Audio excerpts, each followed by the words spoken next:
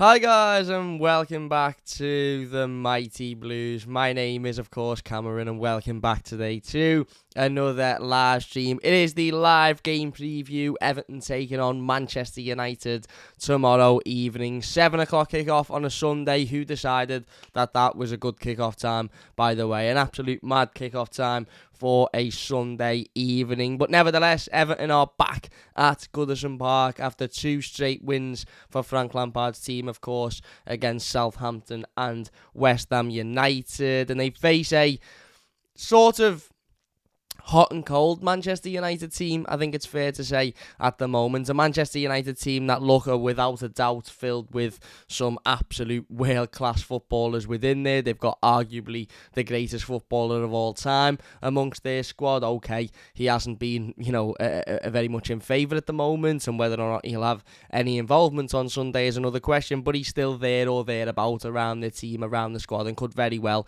have some form of part to play on Sunday. They've got a lot of top quality players in there, spent a lot of big money in the summer on the likes of Antony. They've got Christian Eriksen in there. Obviously, we know the likes of Marcus Rashford, Jadon Sancho, Anthony Martial, players that, have been there for a number of years, who we know have got real quality and real ability to hurt teams. And it will without a doubt be a difficult game for Frank Lampard and a difficult game for Everton. However, like I said, this Manchester United team is very fragile at the moment. Currently sitting in 6th in the Premier League, 7 games played, 4 wins, no draws and 3 losses, 12 points. If Everton are actually to win tomorrow, then we will actually leapfrog Manchester United and go into, I say into the top 6. Obviously, it depends on the other results, but would go to 13 points, obviously, and leapfrog them, currently on 12.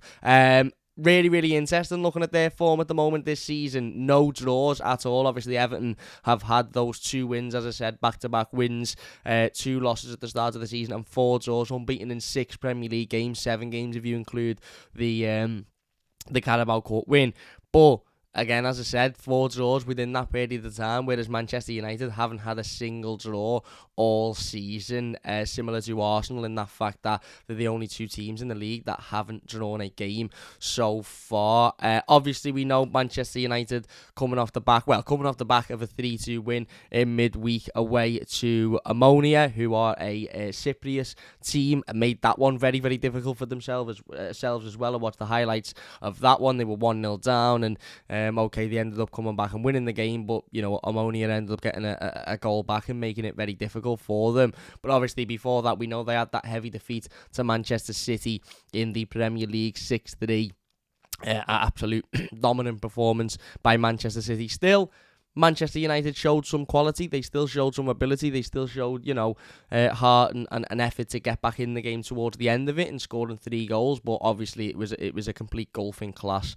Prior to that, they'd beaten Sheriff in the Europa League. Obviously, they'd had a couple of games postponed because of what happened a month or so ago. They lost a Europa League game against Real Sociedad. They had a big win against Arsenal, 3-1 again.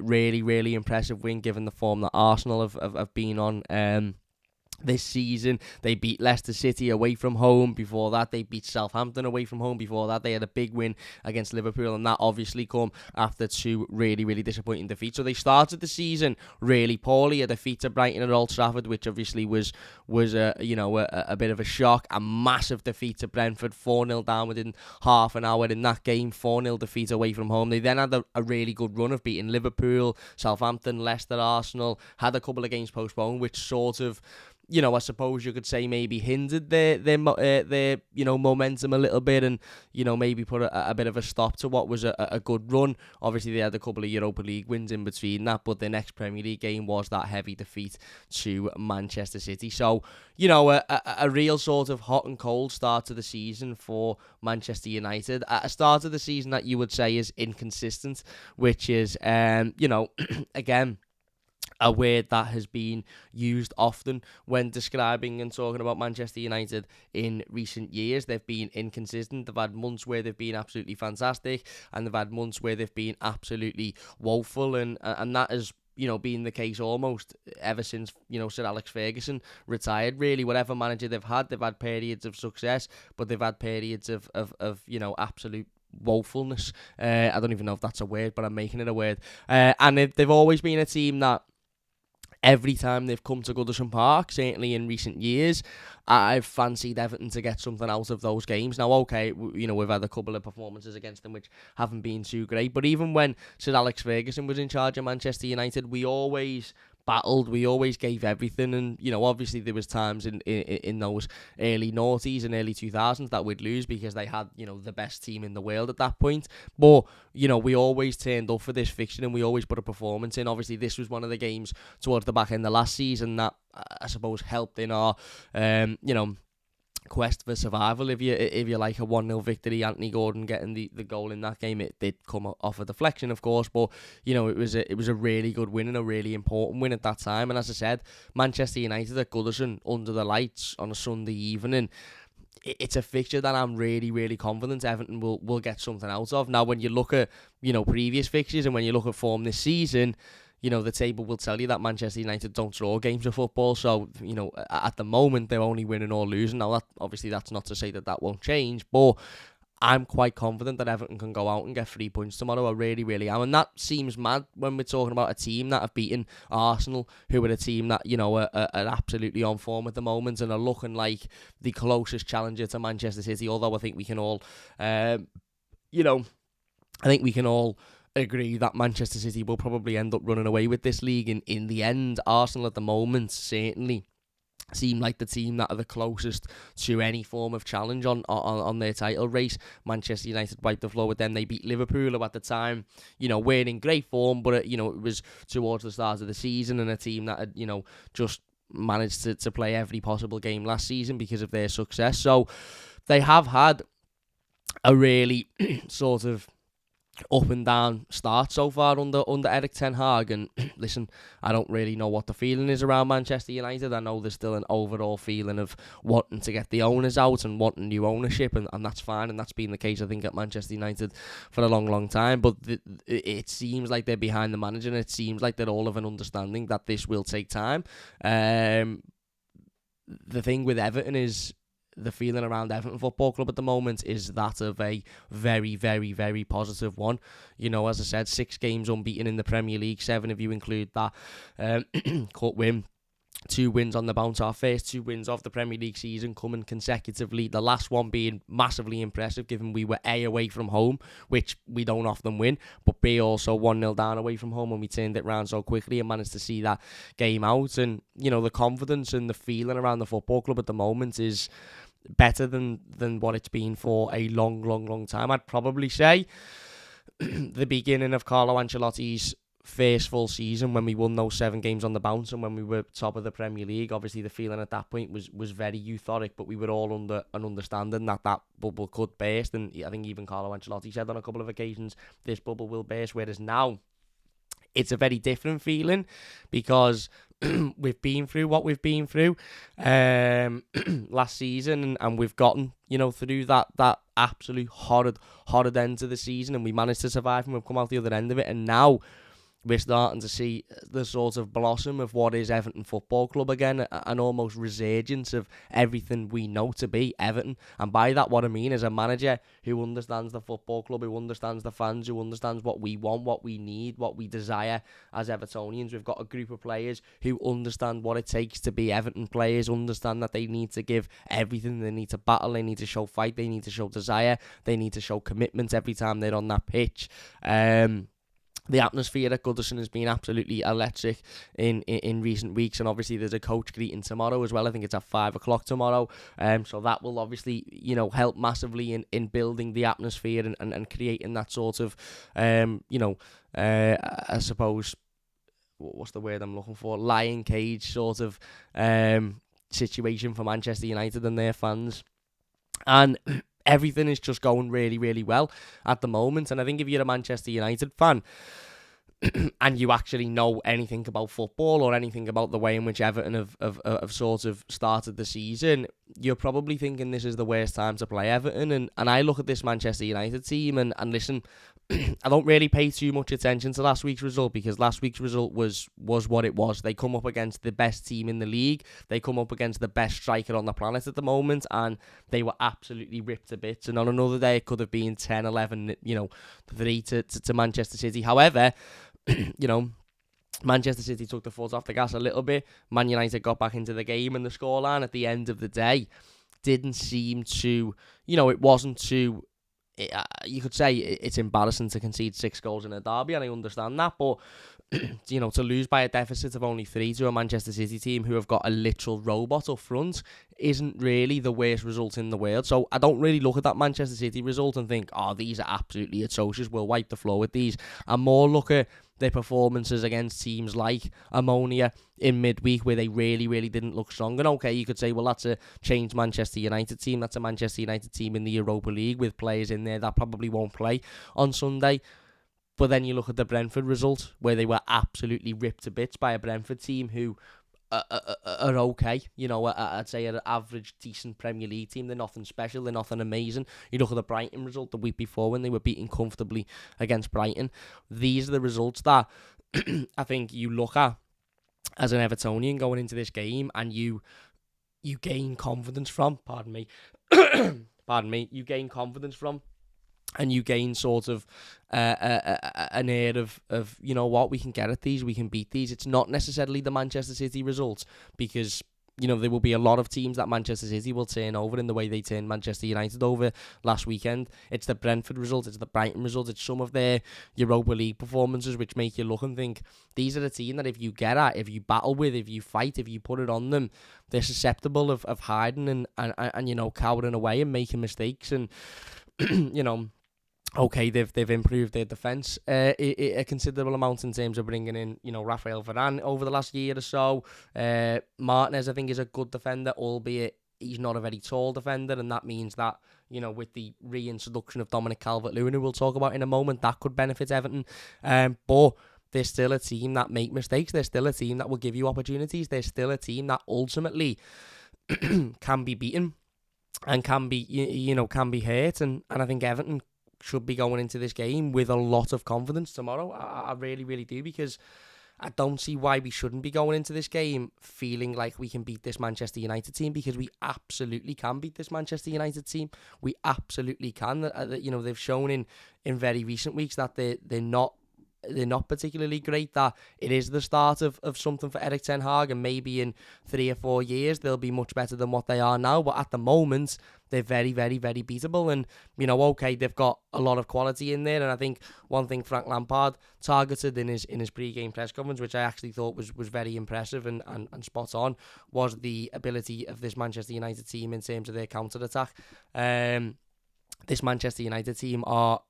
their biggest strength is probably their ability on the counter-attack. Their biggest strength is their ability to, 1 minute look under pressure and look under the cosh a little bit, and the next minute be up the other end of the pitch, creating opportunities and scoring goals, because they've got players like Marcus Rashford who have got, an incredible amount of pace. They've got players like Anthony Martial, who seems to have almost, recovered his career a little bit at Manchester United. They've got obviously the likes of Cristiano Ronaldo, who may or may not get on the pitch tomorrow, but having him as a presence there is obviously a big advantage for them. Jadon Sancho, they've got a lot of attacking players that could hurt Everton tomorrow, but Everton have got a much, much better, much stronger, much more consistent defence than what we've had at any point over the last 10 years maybe since David Moyes. This is the most consistent Everton's back line has been in terms of their performance and in terms of the ability of these players.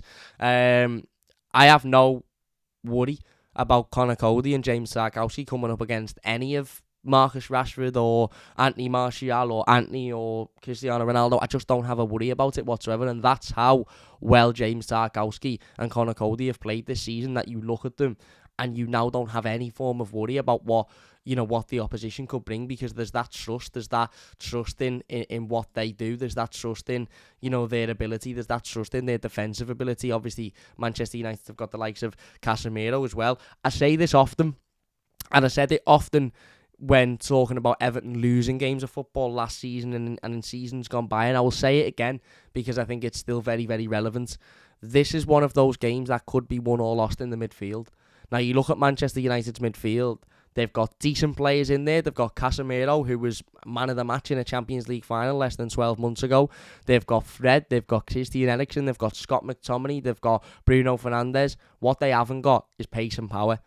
Okay, you could say Scott McTominay is quite a powerful, sort of big centre midfielder, but he's not quick by any sense of the imagination.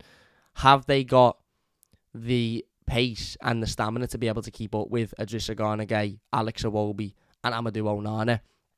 I don't think they have. And I think that's something that Frank Lampard and Everton should be targeting tomorrow, is controlling that midfield, is using that pace, is using the quick feet of, the quick feet of Alex Iwobi, using the, big stature of Amadou Onana, using the ability to break up the play of Idrissa Gana Gueye to really control this midfield. Now, obviously, as I said, they will get chances tomorrow, Manchester United, because on the counter-attack, they're still a very, very good team. It's easy to look at Manchester United in recent years and to point and to laugh and to say, look at how awful they are, they're woeful, because the expectation of Manchester United, for my entire childhood, Manchester United were the best team in the league, if not the best team on the planet for large parts of that childhood. They win the league every year, they'd be up there with in the Champions League every year as well.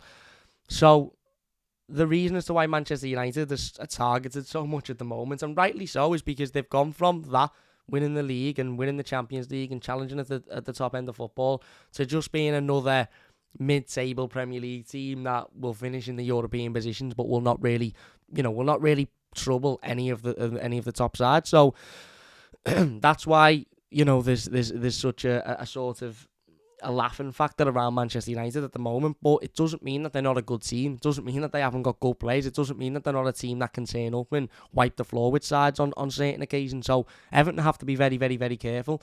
One name I think we should look out for tomorrow isn't necessarily Cristiano Ronaldo. It's not necessarily Anthony, their new player. It's not necessarily Marcus Rashford.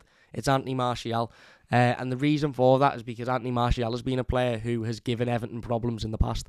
Anthony Martial is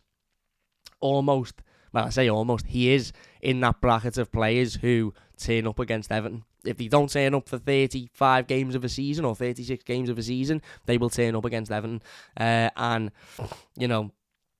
That's something that we can't afford to happen tomorrow, because we need to limit their opportunities and we need to limit their chances of getting in this game. But I'm really, really confident. I'm really confident that Everton can go out tomorrow and get something. The big news, obviously, going into this one, as the title of the live stream reads, is Dominic Calvert-Lewin is back. Frank Lampard had his pre-game press conference yesterday. He spoke about injuries. He spoke about Mason Holgate and Ben Godfrey, saying that it might, and Yerry Mina, saying that it might be, too much of an ask for them to be involved in this game. But over the next coming weeks or so, in the next coming fixtures, he expects those two to be back and available. However, he did say Dominic Calvert-Lewin is back and in contention of starting this game. Now, this is, I suppose, the big question, isn't it? Does Dominic Calvert-Lewin get straight back into the starting 11? Does Dominic Calvert-Lewin, because he's fit, because he's available, and because he is, let's be honest, our out-and-out striker, he's our number 9, he's our number 1 striker, does he get straight back into this team?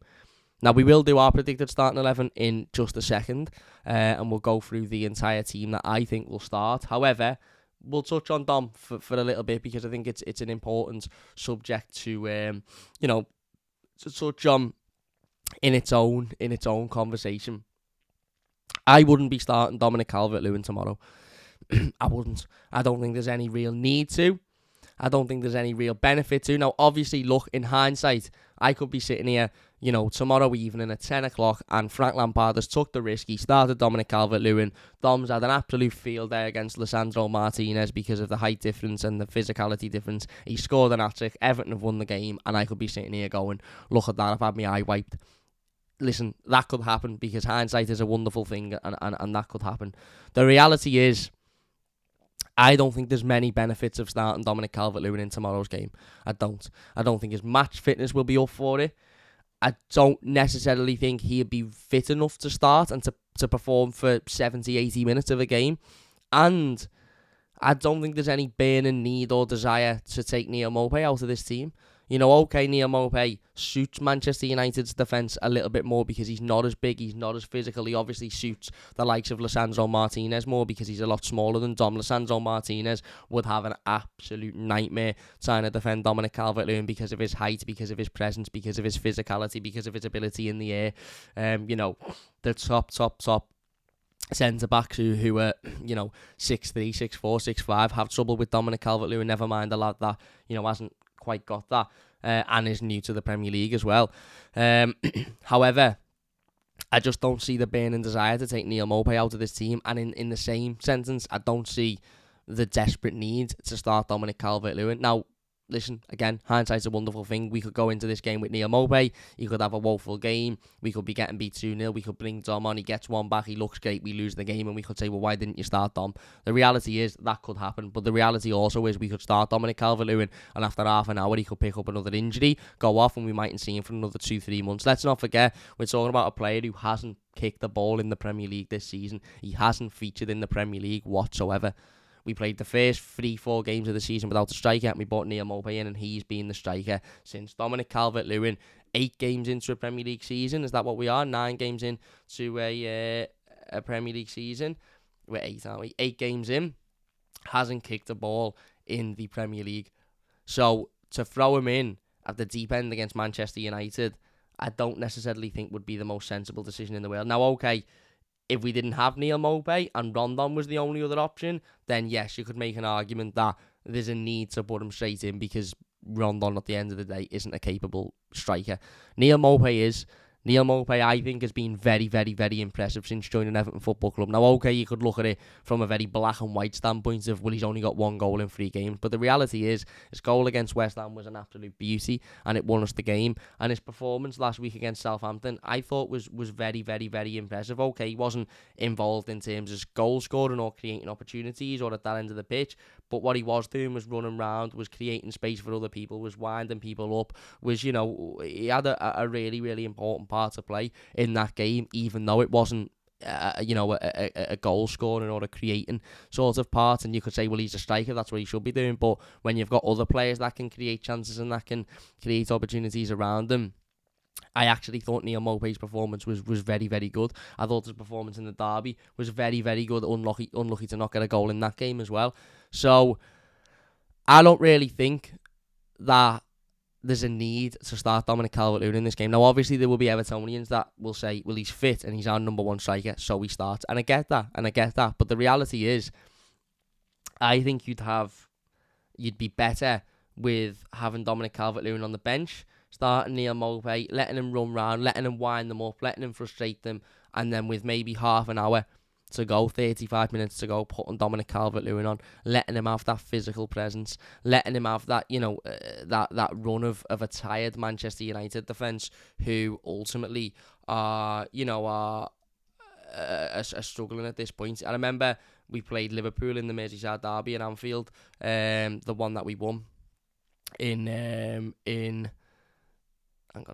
the one that we won at Anfield under Carlo Ancelotti, and Dominic Calvert-Lewin didn't start that game either. He come off the bench as a substitute, and he come off the bench, and within 10 minutes of him coming off the bench, he won a penalty for us, and we ended up going on scoring that penalty and winning the game. So again, you know, I don't necessarily think there's a burning need to start Dominic Calvert-Lewin in this game, and I think that there's more risk than there is reward with that. I think him coming off the bench with 20-25 minutes to go, getting him that fitness, getting him back into the you know, swing of things of playing Premier League football and getting him used to playing Premier League football again, I think that would be more beneficial. Plus, I have absolutely no problem with Neil Maupay at the moment. I think he's playing well. I think he's working hard. I think he's battling. And I think he, I think he will frustrate this Manchester United defence tomorrow. And that is something that will be beneficial to Everton. I really, really do think that will be beneficial to Everton. It's great to have Dominic Calvert-Lewin back. It's absolutely fantastic to have Dominic Calvert-Lewin back. And I'm buzzing that he is back. But I just wouldn't start him tomorrow. I wouldn't start him. I'd have him on the bench and I'd have him coming on. Don't get me wrong, I'd have him coming on with 20 minutes to go, 25 minutes to go. But I wouldn't. I just don't think starting him is the right decision. But I'm not the manager. I'm not the decision maker. I'm not paid big bucks to make these decisions. So who am I to say start him or don't start him? But it will be really, really interesting to see what Frank Lampard does indeed do. As I said, he mentioned Mason Holgate and Yerry Mina again. He said Mason's probably a little bit far away. He did hint at Yerry Mina maybe being available to be in the squad, but I highly doubt either of those two will have any involvement tomorrow. And neither should they as well, because the centre-back partnership of James Tarkowski and Connor Cody has the best defensive record in the Premier League. And even if every centre-back was back fit, neither of those two would be dropped, in my opinion. Anyway, let's get into the live comments then before we go through our predicted starting 11s. If you are enjoying and you're watching live, please do hit that like button. It does only take a second if you're watching as a YouTube video. Leave your thoughts down below and we'll get involved with as many of them as we can as well. Let's jump straight in to the comments then. Chenlar says, I woke up still pissed. Don't remember a thing. From what? From the Man United game or from yesterday or... What don't you remember, mate? Or from Palace? I don't know. Are we still drunk from Southampton last week? I mean, that bottle of wine is still having its effects. Up the toffees, my beautiful friend says Perry is right. Mike says still pissed here. Only 3:30 a.m. in California morning camp. He's right, mate. He's right. Arsenal seems to be their best win so far. Liverpool are in the best form at the moment. They aren't in the best form at the moment, but to be able to beat Liverpool, that Liverpool team, so convincingly at Old Trafford was impressive. You know, look, okay, Liverpool aren't in the best form at the moment, and I understand that, and I appreciate that, you know, again, it's very different circumstances to what Liverpool have been over the last 18 months, but it's still an achievement to be able to beat that Liverpool team. And what was so evident in that game against Liverpool was their ability to counter-attack and their ability to hit Liverpool on the counter and effectively rip them to pieces doing that. So that's something Everton have got to be very, very, very, very careful of going into tomorrow's game. Best defence in the Premier League, completed it, mate, says Carter. Jungle says, Cam, what has Lampard done to you? I've never seen you so content and less stressed. I'm not, mate, because I'm now going into games of football, especially games like this, feeling confident. I remember going into this game at Goodison last season, and there was absolutely no confidence whatsoever. Absolutely no confidence whatsoever. Even though we've got a good record against Manchester United, even though, you know, notoriously we do well against Manchester United at Goodison, I just didn't feel confident about this game. I didn't think we'd win it. I didn't think we'd, you know, I just, again, it was almost like every game last season, or certainly the majority of games last season, it was almost like go in and get it over with. Now, the Man United game was a bit different because the atmosphere was starting to build at that point, but going into this one, I don't see a reason as to why Everton don't win this game. And I said it before Southampton, and it was more shocking for me to say before Southampton because we were away from home, and away from home we've got a woeful record, and we haven't necessarily got a very good record at St Mary's. We've got a decent record at Goodison against Manchester United. But I said it before Southampton, and I will say it again. I don't see any reason why Everton don't win this game tomorrow. I just don't. Now, okay, you could, you know, again, Ronaldo might come on and have an absolute worldie and score an hat-trick, and you know, we might just have to sit here and say, listen, that's what happens when you've got one of the best players ever. Or, you know, we might get it on the counter-attack and a player might make a mistake and you might say, well, it is what it is, you know, it's a mistake, everyone can make them move on. But I just think the confidence, the momentum at the moment, the overall feeling at the football club, I don't think there'll be anybody in that session room, manager, players, coaches, that aren't looking at this game thinking, we go out and win this. And that just shows how far we've come. Gamba says, hard game to beat, but not impossible to get 3 points as long as the Blues go forward without hesitation. We will be on business. Let's hope so. And Eamon says, I think Everton will win this game. 1-0, Neil Mopay to score. Anyway, let's get into our predicted starting 11 then. Obviously, ahead of this one, will Dominic Calvert-Lewin make his return? We will wait and see. But I'm going with Jordan Pickford in goal. Again, no real need to give any form of explanation about that. Jordan's the number one. Jordan was decent against Southampton. Made a couple of big saves towards the end. Not really called upon an awful lot, but when he was called upon, he stepped up and he made the saves that he needed to win the game. Backline, as is Mikalenko at left back, Cody and Tarkowski in the centre, with Seamus Coleman at right back. I thought Seamus was excellent last week. I thought he was absolutely excellent. Stepped in and, you know, again, as to be expected, no problem from Seamus. My worry with Seamus will come in the next 4 or 5 weeks when he's played consistency week in, week out, and maybe the stamina and the fitness is starting to show a little bit. But at the moment, I think 2 games in 2 weeks is more than enough, more than capable. And Seamus is more than capable enough to complete. As I said, I thought he was wonderful last week, and I think he'll put a performance in again tomorrow. The centre-back partnership are the centre-back partnership. They've been excellent. They've conceded the least amount of goals in the Premier League this season, and there is absolutely no way that they do not start this game. Absolutely no way that they do not start this game. And then Mykolenko at left-back. I actually think Mykolenko has come under a little bit of stick recently, and I don't really know why. I've seen some Evertonians who are very much on the sort of the opinion of get Vinagre in there. There's no need to get Vinagre in there. Mykolenko has been sound recently. He's been absolutely sound. He's put good performances in, and there is no need for him to come out of this team. Absolutely no need whatsoever. So Mykolenko starts for me at left back. Midfield, again, same midfield three: Odissa Garnagay, Amadou Onana, and Alex Iwobi. There is absolutely no need to change that. I understand people saying, but what about James Garner, this, that and the other? James Garner will get his opportunity. As Frank Lampard said in his press conference, he's very impressed with James Garner. He will get his chance, he will get his opportunity, and he will get his chance to shine. But at the moment, it's not starting this game of football, even though it's against this former club. As I said before, this game could be won or lost in the midfield. And Manchester United, whilst they've got a lot of technical midfield players who are good and have got ability, they've not necessarily got a lot of pace or a lot of stamina across 90 minutes. And Everton's midfield have got that in abundance. So the midfield three stay the same. And then the front three, I'm going for Demarai Gray. I'm going for Neal Maupay, as I said, with Dominic Calvert-Lewin coming off the bench in the second half.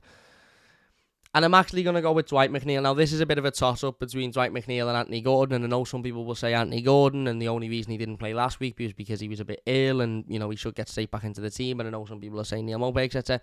Sorry, not Neal Maupay, Dwight McNeil. The reality is I actually think Dwight McNeil put in his best performance in an Everton shirt last week against Southampton. Now, some people still seem to think he wasn't very good. I thought he was. I thought he performed really well. His goal was great. His work rate was much better than it has been. His battle was much better. Now, he might play Anthony Gordon because Anthony's a little bit quicker and Anthony's a little bit... he's got a little bit more grit to him, and that might be needed in this game. That grit, that desire, that sort of almost scouse mentality of, I'll get involved, I'll have a little go, is it may be more needed than Dwight McNeil's sort of more technical, I suppose, approach to things. But given he scored the winner, given his confidence will be through the roof, given, I thought it was his best performance in a blue shirt last week, I think it would be a little bit harsh to take him out. But I would have no issue with Anthony Gordon starting this game, because I think Anthony as well has had a good start to the season, or a decent start to the season. And I also think he does bring that grit, that fight, that desire that maybe needed a little bit more in tomorrow's game, given the team that we are coming up against. But there you go. That is my predicted starting 11. Let us know your thoughts in the live comments. If you're watching live, let us know your thoughts before we go. School of Science, Luke says, afternoon, Cam, out, you're doing well. I'm not too bad, mate. Eugene's going 4-1. Mark Smith, who's obviously a United fan, is going 8-0. Mark Smith has obviously never watched the game of football in his life. Well, Man United are the only team I know to score a goal after full time, says Alex. Look, there you go. It will be tough. Of course it will be tough, because Manchester United are a good side. Manchester United is a team that can hurt sides, especially on the counter-attack. They've got some good quality. They've got some good quality players in every area, attacking, defensive, midfield, but they're still very, very inconsistent, and they're still a team that are very much there for the beating. And I honestly think everybody at the football club, fans, players, manager, should be going into this game thinking we can beat these. Not only because we've got a good record against them at Goodison anyway, but because of the form that we're in, because of how well we've started the season, and because they've had games this season where they've shown that they're very, very susceptible to getting beaten. And I'm confident going into this one. I really, really am. Anyway, we are going to leave it there then.